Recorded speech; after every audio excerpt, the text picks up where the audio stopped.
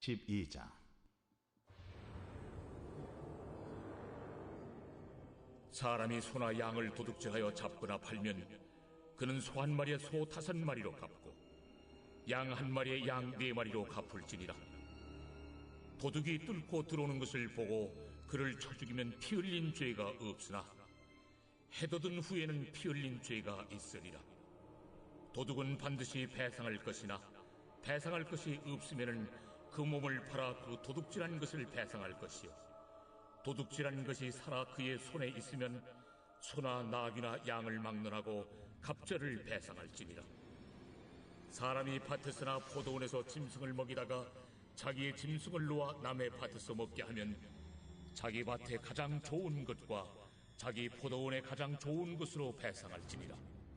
불이 나서 가시나무에 댕겨 낯간이나 거두지 못한 곡식이나 밭을 태우면 불러온 자가 반드시 배상할지니라.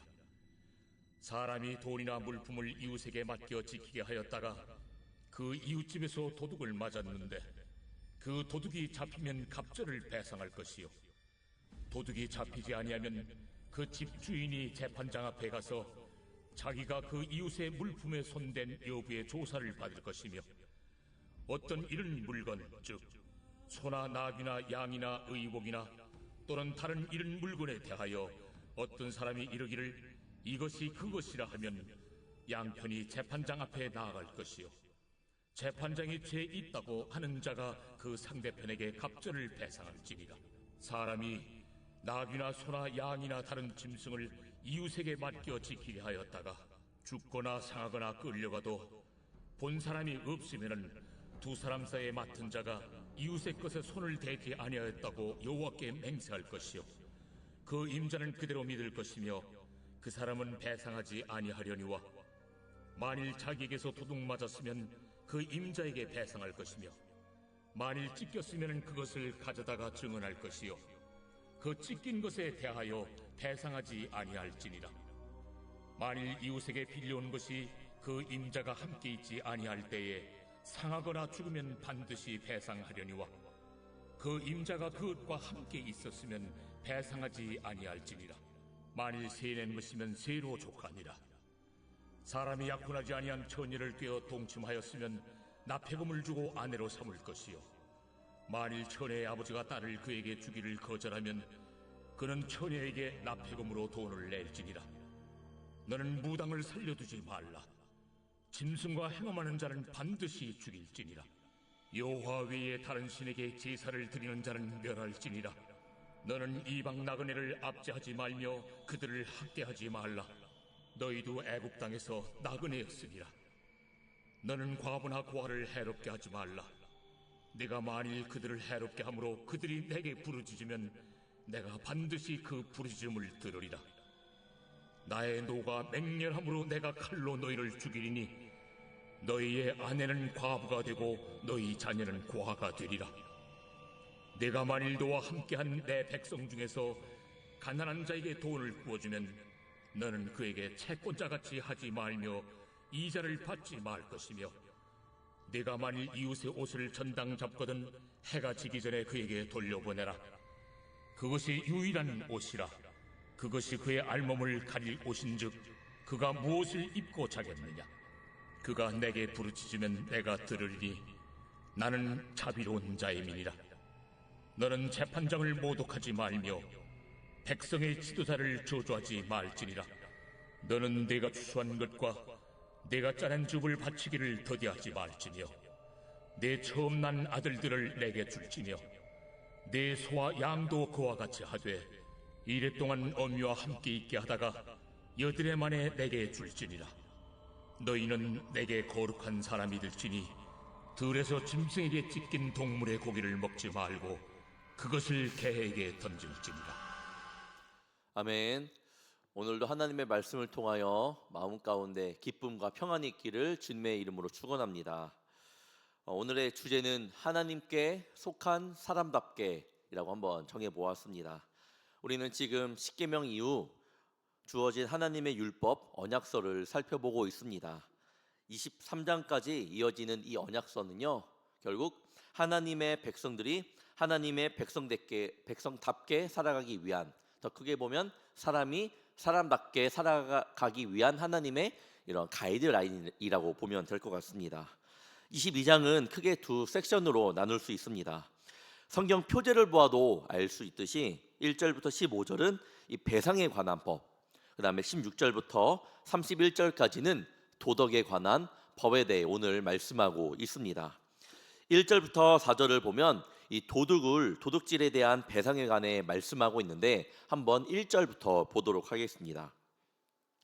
사람이 소나 양을 도둑질하여 잡거나 팔면 그는 소 한 마리에 소 5마리로 갚고 양 한 마리에 양 4마리로 갚을지니라. 하나님께서 정하신 손해배상은 굉장히 엄격합니다. 사람이 소나 양을 도둑질해서 도살하거나 팔면 소 한 마리에 소 5마리로, 양 한 마리에 양 4마리로 갚으라고 말씀하십니다. 그리고 만약에 배상할 능력이 없으면 3절에 그 몸을 팔아 그 도둑질한 것을 배상하라고 엄격하게 규정하셨고, 4절로 보면 도둑질한 짐승이 살아서 그의 손에 아직 있으면 같은 종류의 짐승으로 갑절을 배상하도록 하고 계십니다. 잘 보면 이 짐승들은 고대 이스라엘 가운데 없어서는 안 될 아주 중요한 가축입니다. 즉 삶 속에서 경제적으로나 종교적으로 중요한 역할을 하는 이 소나 양 또는 나귀와 같은 짐승을 도둑질하는 것에 대해서 무거운 배상을 하게 된 것은 이웃의 재산에 손을 대지 말라는 하나님의 그런 분명한 의도 있겠죠. 즉 하나님의 백성은 이웃에게 손해를 끼치고 아무렇지 않게 살아서는 안 된다는 중요한 말씀입니다. 손해를 끼칠 수는 있습니다. 의도치 않게 그럴 수는 있지만 아무렇지 않게 그렇게 하지 말라는 말씀이 됩니다. 오늘 우리의 삶에서도 마찬가지입니다. 우리는 꼭 남의 물건을 훔쳐야만 또한 도둑질하는 것이 아닙니다. 다른 사람의 시간을 함부로 뺏는 것들, 맡겨진 일을 불성실하게 처리하는 것도, 누군가의 수고를 당연하게 여기는 것도, 정직하지 않는 방식으로 우리가 이익을 얻는 것도 하나님 앞에서는 결코 가벼운 일이 아님을 이 시간 마음 가운데 새기길 원합니다. 내 것이 중요한 만큼 남의 수고와 재산과 시간과 그 마음까지도 귀하게 여길 줄 알아야 합니다. 5절부터 6절은 타인의 밭이나 곡식 등에 대해서 말씀하고 있습니다. 5절을 보면 사람이 밭에서나 포도원에서 짐승을 먹이다가 자기의 짐승을 놓아 남의 밭에서 먹게 하면 자기 밭에 가장 좋은 것과 자기 포도원에 가장 좋은 것으로 배상할지니라. 가축을 풀어놓아 남의 밭이나 포도원에 들어가 먹게 하면, 즉 남의 밭이나 포도원을 훼손하면 가축의 소유자는 그 자기 밭의 좋은 산출물, 포도원에서의 최상의 이 포도원 또는 이 포도나무로 배상해야 된다라고 말씀하고 있는 것이죠. 타인의 재물을 그만큼 소중히 여기라는 의미입니다. 요즘 길을 다니다 보면 길바닥이나 도로에 내동댕이 쳐 있는 전동 킥보드를 우리 볼 때가 많습니다. 그것뿐인가요? 자동차를 렌트하면 많은 사람들이 내 차가 아니니까 함부로 운전하는 사람들이 너무나도 많습니다. 내 거라면 그렇게 할 수 있을까요? 그렇지 못한다라는 거죠. 자기 거라면 절대 그렇게 하지 못합니다. 내 것이 소중하면 남의 것도 소중하다라는 것을 우리는 이 시간 말씀을 통해 볼 줄 알아야 합니다. 6절도 비슷합니다. 화재에 대해서 이야기하며 결국 이웃의 재산에 피해를 줄 수 있으니 조심하라고 말씀합니다. 7절부터 13절은 위탁 물품이나 짐승에 대한 배상과 소유권 분쟁 시의 배상에 대해 또 말씀하고 있습니다.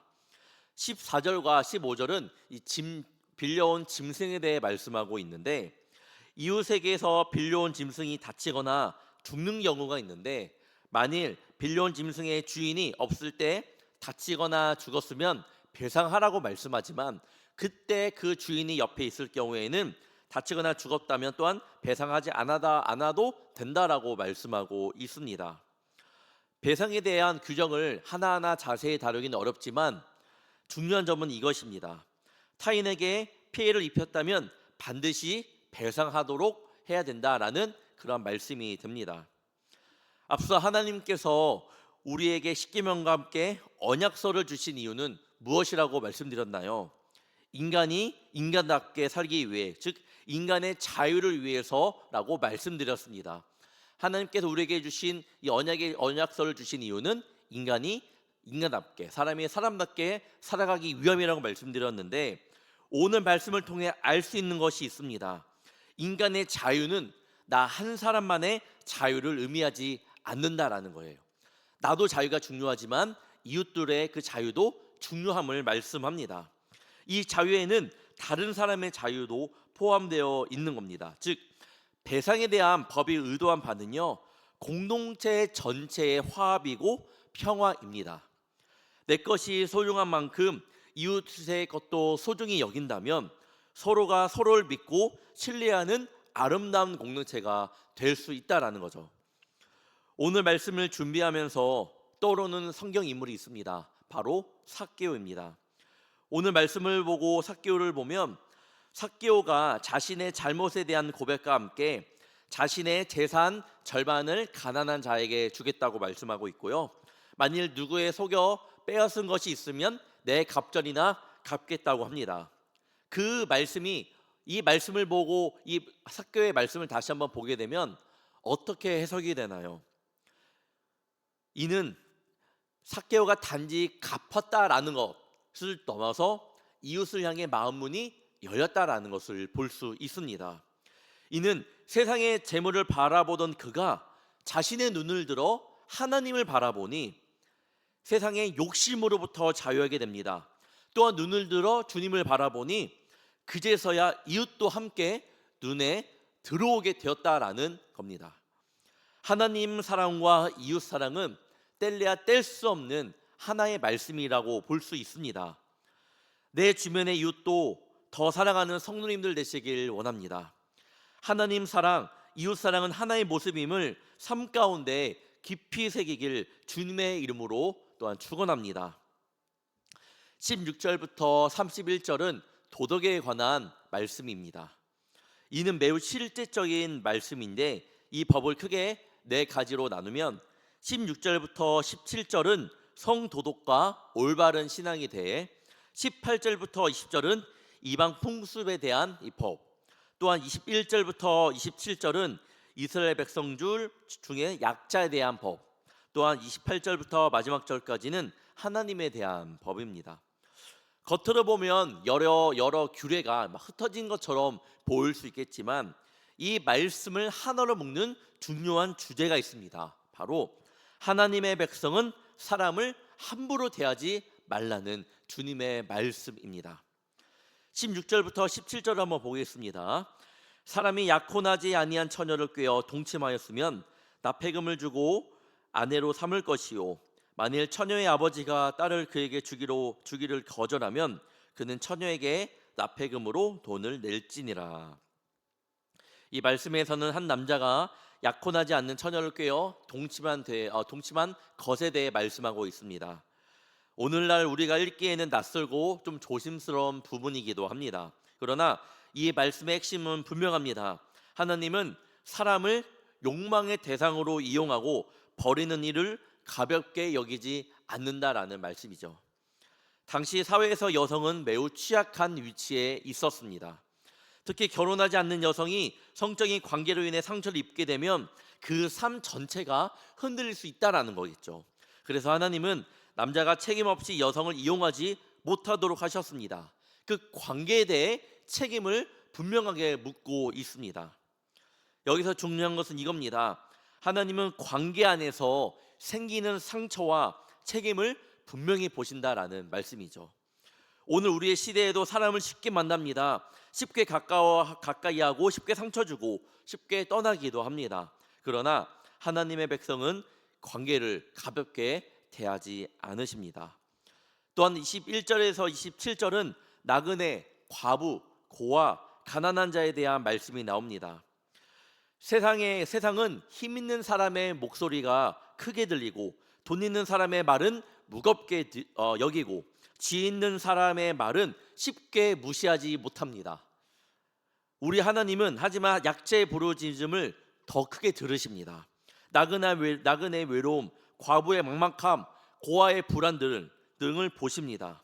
그렇게 하고 이렇게 말씀합니다. 23절을 보면 내가 만일 그들을 해롭게 함으로 그들이 내게 부르짖으면 내가 반드시 그 부르짖음을 들으리라. 이 말씀에서 우리가 보아야 될 것은 반드시라는 단어입니다. 반드시 이방 나그네처럼 과부나 고아처럼 세상이 거들떠보지 않는 이들이라 할지라도 그들이 해함을 받고 부르짖는다면 반드시 듣는다라고 말씀하고 있습니다. 반대는 뭡니까? 내가 그런 가해자의 입장이라면 하나님께서 나의 모습 또한 분명히 그 책임을 물으신다라는 말씀이 되겠죠. 사랑하는 성도 여러분, 은혜를 잊으면 사람은 차가워집니다. 내가 얼마나 연약했는지 잊어버리면 다른 사람의 연약함을 쉽게 비난합니다.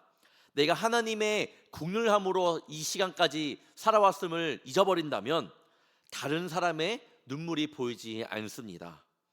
잊지 않아야 됩니다. 그리고 18절부터 20절 그리고 28절부터 31절 이 말씀은요, 결국 하나님 앞에서 구별된 삶에 대해 말씀하고 있습니다. 18절부터 20절에 나오는 무당을 살려둘지 말라, 짐승과 행음하는 자는 죽이라, 다른 신에게 제사하는 자는 멸하라는 말씀은 오늘날 우리에게 매우 강하게 들립니다. 이 말씀들은요, 고대 이스라엘이라는 이 공동체 안에 주어진 말씀이기 때문에 그대로 적용하는 것은 아닙니다. 하지만 그 안에 담긴 영적인 원리는 같습니다. 즉 하나님의 백성은 하나님이 아닌 것을 하나님처럼 여기며 섬기지 말라는 그런 원리, 그런 말씀이 되는 것입니다. 이 말씀은 결국 너희는 나에게 속한 백성이며 그래서 너희는 구별된 삶을 살아가야 된다라고 말씀하는 것이죠. 28절은 우리의 재판장 되시는 하나님을 모독하지 말고 백성의 지도자를 저주하지 말라고 말씀합니다. 또한 29절부터 30절은 처음 난 것과 첫 열매를 하나님께 드리라고 말씀하고 있고요. 31절은 너희는 내게 거룩할지니 거룩한 사람이 되라고 말씀합니다. 출애굽기 22장의 전체 결론이 바로 마지막 말씀입니다. 너희는 내게 거룩한 사람이 되어라. 그래서 너희는 나에게 거룩한 사람이 되라고 말씀하고 있습니다. 거룩은 단지 종교적인 그런 분위기가 아닙니다. 거룩은 하나님께 속한 사람답게 살아가는 것을 의미합니다. 돈을 다룰 때도 하나님께 속한 사람답게, 이웃을 대할 때도 하나님께 속한 사람답게, 약자를 대할 때도 하나님께 속한 사람답게, 관계를 맺을 때에도 하나님께 속한 사람답게, 그리고 예배를 드릴 때에도 하나님께 속한 그 사람답게 주님께서 살아가라고, 그것이 바로 거룩이라고 말씀합니다. 하나님께 속한 사람답게 사는 법은 무엇인가요? 바로 다르게입니다. 다르게. 우리는 아무것도 아니지만 은혜로 구원받았습니다. 우리는 애굽과 같은 죄의 종살이에서 건진받은 사람들입니다. 우리는 하나님의 긍휼로 살아난 사람들입니다. 그러니 바라옵기는 이 사실을 잊지 않고 사람을 함부로 대하지 않으며 약한 사람을 외면하지 않으며 가난한 사람의 아픔을 무시하지 않는 저와 여러분이 되기를 원합니다. 많은 세상 사람들은 쉽게 지나갈 수 있는 그런 사건일 수도 있겠지만, 그런 세상의 모습일 수 있겠지만 우리는 다르게 접근해야 됩니다. 우리가 긍휼함을 받은, 우리가 십자가의 보혈로 새 사람을 입은 사람처럼 그렇게 다시 한번 주의 자녀로 섰기 때문에 우리는 세상과는 다르게 다른 마음으로 예배드리며 또한 많은 사람들에게, 이웃에게 다가갈 줄 알아야 합니다. 이렇게 예배드리는 것도, 우리가 간절히 예배를 사모하는 마음으로 예배드리는 것도 당연히 주님께서 받아주시지만 오늘 하루 주님께서 베푸신 은혜를 가지고 사람을 귀하게 여기고 약자를 품어주고 이웃에게 주님의 마음으로 다가가고 또한 하나님께 이렇게 구별된 삶을 드리는 것도 하나님께서 귀하게 받아주시는 예배가 될 줄 믿습니다. 크리스찬이라면, 예수 믿는 자라면 정말 세상과는 다르게, 정말 다르게 하나님께 속한 사람답게 거룩하게 살아가시는 귀한 하루 되시기를 주님의 이름으로 축원합니다. 기도하겠습니다. 사랑의 주님, 오늘도 우리에게 말씀을 주시고 하나님의 백성답게 살아가는 길을 가르쳐 주시니 감사합니다. 말씀을 통해 주님의 마음을 봅니다. 우리가 나의 것만 소중히 여기며 살지 않았는지 돌아봅니다. 이웃의 시간과 수고와 재산과 마음까지도 그냥 쉽게 우리가 생각하며 여기며 살아가지 않았는지 이 시간 돌아봅니다.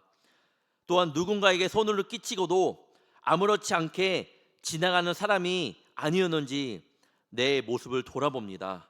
주님, 정직하게 또한 책임지고 하나님의 백성답게, 하나님의 사람답게 살아갈 수 있도록 도와주시옵소서. 무엇보다 사람을 함부로 대하지 않는 마음을 주시고 관계를 가볍게 여기지 않으며 다른 사람을 내 욕망이나 필요를 채우는 도구로 삼지 않도록 주님께서 이끌어 주시옵소서. 또 나그네와 과부와 고아와 가난한 자의 부르짖음을 들으시는 하나님을 기억하며 나아갑니다. 우리가 받은 은혜를 잊지 않는 것이 너무나도 중요합니다. 그 은혜를 우리에게 풍성히 허락하시어 그 은혜만을 가지고 살아가게 하옵시며 그리하여 연약한 자를 외면하지 않으며 약한 사람의 눈물과 아픔을 볼 수 있는 긍휼의 마음 또한 주님께서 주시옵소서.